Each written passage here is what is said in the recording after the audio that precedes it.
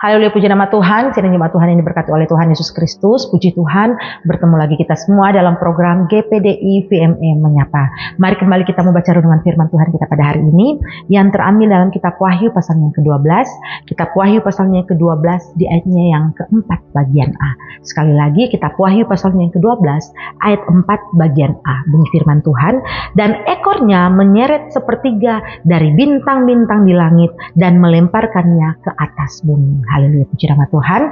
Sekali lagi saya baca firman Tuhan, dan ekornya menyeret sepertiga dari bintang-bintang di langit dan melemparkannya ke atas bumi. Apa yang dimaksudkan dari firman Tuhan ini? Berbicara tentang ekor naga ini, saudara-saudara. Kita juga tahu di gereja kita Bapak Gembala sering berbicara tentang khotbah akhir zaman, saudara-saudara. Bahkan Bapak Gembala sering memberikan gambar peta zaman untuk kita bisa mengerti firman Tuhan yang disampaikan oleh Bapak Gembala. Nah, dari apa yang kita baca, kita melihat apa yang dimaksud dengan ekor naga ini yang menyeret sepertiga dari bintang-bintang di langit dan melemparkannya ke atas bumi. Saudara-saudara, biarlah firman Tuhan yang menjawab firman Tuhan. Amin. Mari kita buka dalam kitab Yesaya. Yesaya pasalnya yang ke-9 di ayatnya yang ke-14. Yesaya pasalnya yang ke-9 di ayatnya yang ke-14. Bunyi firman Tuhan, tua-tua dan orang yang terpandang itulah kepala, dan nabi yang mengajarkan dusta itulah ekor. Jadi yang dimaksud dengan ekor itu, saudara-saudara, adalah nabi yang mengajarkan dusta. Di hari-hari ini kita melihat banyak sekali ajaran-ajaran nabi-nabi palsu yang menyesatkan. Baik media sosial maupun tempat-tempat yang menyerukan bahwa ajaran mereka benar, tetapi sesungguhnya itu tidak sesuai dengan kebenaran firman Tuhan. Dan firman Tuhan sudah datang, saudara-saudara. Yesus sendiri sudah mengatakan demikian dalam khotbahnya tentang akhir zaman. Yesus berkata, kalau kita buka di dalam kitab Injil Matius, saudara-saudara, Injil Matius pasalnya yang ke-24, Injil Matius pasalnya yang ke-24, Injil Matius pasalnya yang ke-24 di ayatnya yang ke-4 dan ayatnya yang ke-5, bunyi firman Tuhan, jawab Yesus kepada mereka, waspadalah supaya jangan ada orang yang menyesatkan kamu. Sebab banyak orang akan datang dengan memakai namaku dan berkata, akulah Mesias, dan mereka akan menyesatkan banyak orang. Yesus sendiri yang sudah mengatakan hal ini, sudah. Pada akhir zaman akan bangkit nabi-nabi palsu yang menyesatkan kamu. Akan bangkit orang-orang yang berkata, akulah Mesias.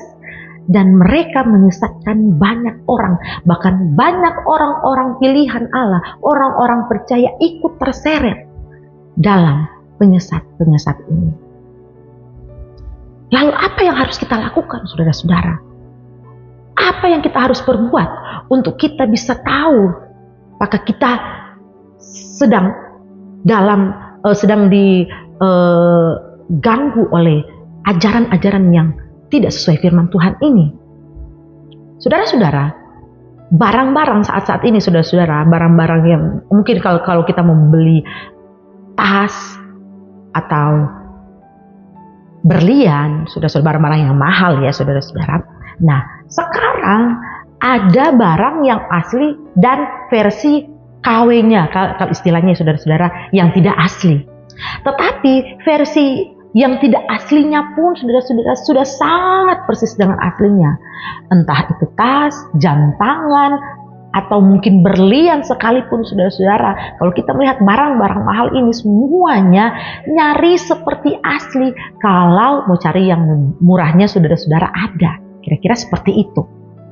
Nah, kita tidak berbicara tentang barang-barang ini ya, saudara-saudara. Tapi kita melihat bagaimana para pengajar-pengajar, para nabi-nabi palsu saat-saat ini seperti sesuai dengan kebenaran firman Tuhan. Sehingga kita bisa saja terkecoh, saudara-saudara. Namun, marilah saat-saat ini tingkatkan kedekatan kita dengan Tuhan. Tingkatkan jam-jam doa kita dengan Tuhan. Cari waktu untuk bersekutu dengan Tuhan. Agar supaya apa? Agar supaya kita semakin bisa membedakan mana yang kehendak Tuhan dan bukan kehendak Tuhan. Apakah ini sesuai dengan firman Tuhan atau bukan, saudara-saudara. Tingkatkan kedekatan dengan kita, hubungan kita dengan Tuhan, saudara-saudara, agar kita bisa tahu lewat Roh Kudus yang ada dalam kehidupan kita. Roh Kudus ini yang senantiasa mengingatkan kita, sehingga kita tidak gampang terbawa arus, sehingga kita tidak gampang untuk disesatkan. Karena memang di saat-saat ini banyak ajaran-ajaran palsu yang datang, baik media sosial, baik dimanapun itu, saudara-saudara, banyak sekali. Kalau kita tidak kuat iman kita, kalau kita tidak tingkatkan kedekatan kita dengan Tuhan, sekali lagi kita gampang terbawa arus. Namun saya percaya kita jemaat Tuhan GPDI Villa Melati Mas, melalui hamba-hamba Tuhan yang sudah Tuhan pakai di tempat ini, Bapak Gembala, Bapak Wakil Gembala, senantiasa selalu memberitakan firman Tuhan menyuguhkan ajaran-ajaran yang tentunya sesuai firman Tuhan. Biarlah lewat ajaran-ajaran ini kita semakin kuat di dalam Tuhan. Amin. Puji nama Tuhan. Mari bersama-sama kita berdoa. Terima kasih ya Tuhan buat firman-Mu yang kembali datang bagi kami saat ini. Biarlah kayak Tuhan lewat Roh Kudus-Mu yang ada dalam hidup kami, mampu kami membedakan mana yang sesuai dengan firman Tuhan dan yang tidak sesuai dengan firman Tuhan. Terima kasih ya Tuhan, terima kasih buat firman-Mu. Kembali kami bawa ke dalam tangan-Mu seluruh sidang jemaat Tuhan GPDI Villa Melati Mas.